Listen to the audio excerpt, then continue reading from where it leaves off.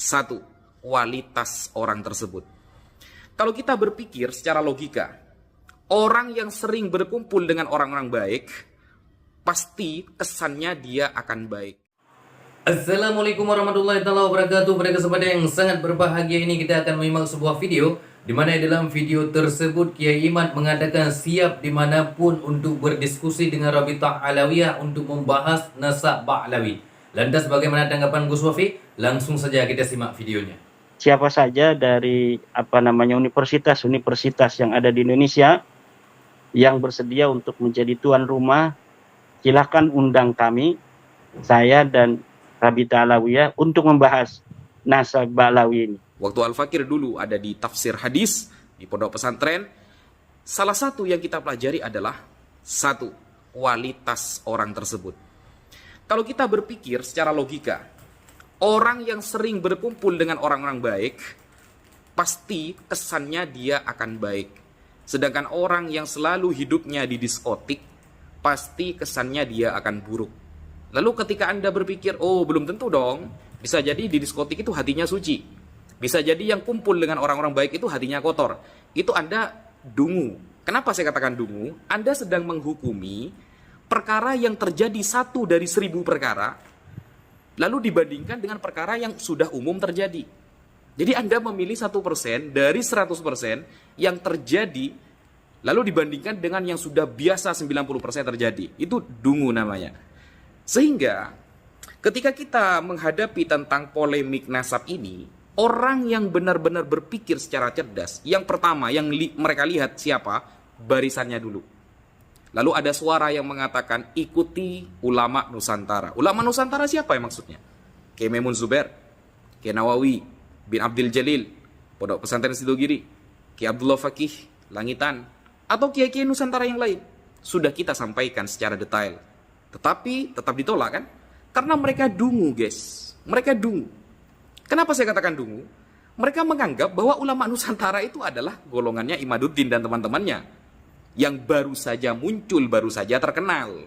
Bahkan YouTube saya jauh lebih dulu daripada Imaduddin dan kawan-kawan ada. Dulu sudah bertahun-tahun saya berdiskusi dengan teman-teman Kristen itu jauh sebelum adanya polemik nasab. Jadi ulama Nusantara itu maksudnya yang ya mereka itulah ya. Sebenarnya kalau kita mau berpikir secara logik ya, orang yang sering berkumpul dengan orang-orang baik, dia baik.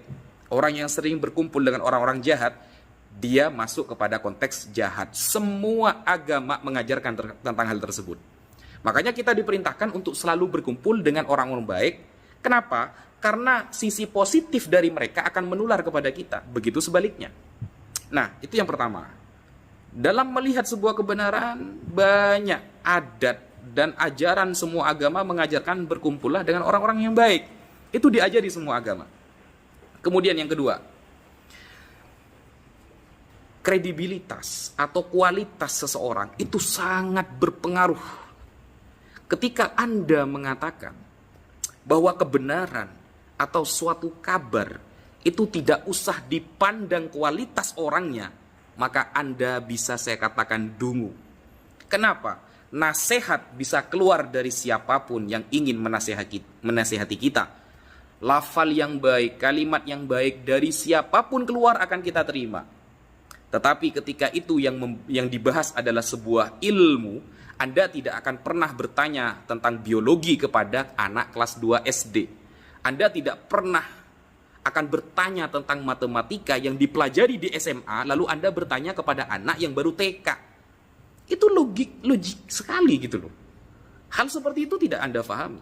Kalau ulama yang sudah kelasnya di dalam bidang nasab, ulama yang kelasnya sudah ilmu fikih, tidak Anda percaya.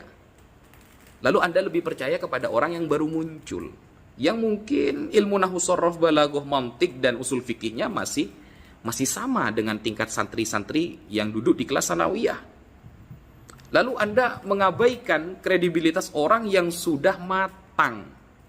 Dosen mau diadu dengan anak yang SD. Itu logik sekali. Makanya dalam berpikir kita itu harus jauh dari logical fallacy. Cara berpikir yang tidak benar. Sehingga tidak bisa logik nantinya. Dan itu diajarkan semua agama, guys. Semua agama mengajarkan seperti itu. Jadi orang yang sudah kapasitasnya bagus, ya, ilmunya sudah memadai, kemudian pengalamannya sudah banyak, itu jauh lebih kita percaya daripada orang yang baru-baru muncul kemudian berbicara tentang apa yang tidak dia pahami, lam yatabahhar fi, yang dia tidak mendalam dalam hal tersebut. Itu logik sekali sebenarnya. Tapi kenapa orang-orang ini tetap dungu? Ya, karena mereka masuk kepada asobiyah, ta'assub, fanatik. Ya mungkin karena menikah dengan syarifah ditolak, atau karena hubbul jah, ya suka pangkat, atau karena hubbud dunia, cinta dunia. Makanya Nabi Muhammad itu nabi yang keren.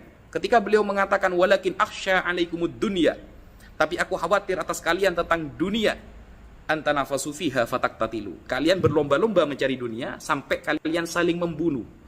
Itu memang diwanti-wanti oleh Rasulullah. Memang gemerlap dunia ini bisa merubah orang cerdas menjadi dungu, saudara.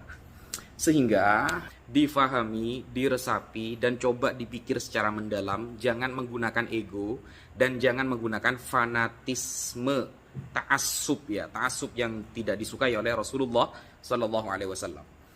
Jadi begini, setelah saya berdiskusi berkali-kali dengan teman-teman atau saudara-saudara Kristen, ada salah satu hal yang membuat saya bangga menjadi umat Islam. Pertama, umat Islam, agama Islam benar-benar ya'lu wa la yu'la alaih, benar-benar paling tinggi dan tidak ada yang lebih mulia daripada agama Islam. Mengapa? Ketika kita berdiskusi contohnya mengenai validasi kitab suci, di sana biasanya teman-teman Kristen selalu mengagung-agungkan yang bernama manuskrip. Mereka bangga dengan memiliki ribuan manuskrip meskipun tidak ketemu siapa yang mencatat. Mereka bangga memiliki ratusan ribu mungkin manuskrip meskipun tidak divalidasi oleh siapapun. Dan mereka bangga dengan ratusan manuskrip itu meskipun satu persatunya tidak ketemu siapa yang nulis. Sanadnya terputus. Itu salah satu yang membuat saya bangga menjadi umat Islam ketika selesai berdiskusi dengan mereka. Umat Islam tidak mengagung-agungkan manuskrip, tapi umat Islam, agama dan ajaran dan pelajaran di pesantren pun yang kita pelajari, waktu Al-Fakir dulu ada di tafsir hadis di pondok pesantren, salah satu yang kita pelajari adalah satu, kualitas orang tersebut. Kita harus paham bahwa kebenaran itu mudah kita cari. Cuma la yahtaju ila dalilin sahih bal yahtaju ila qalbin sahih. Tidak hanya butuh kepada dalil yang sahih, tapi juga butuh kepada hati yang bersih. Mungkin itu dulu yang bisa saya sampaikan pada pertemuan kali ini. Kurang lebihnya saya mohon maaf. Wassalamualaikum warahmatullahi wabarakatuh. Nah, sahabatku yang dimuliakan oleh Allah Subhanahu wa taala, mungkin cukup sekian videonya, semoga bermanfaat dan berkah. Assalamualaikum warahmatullahi wabarakatuh.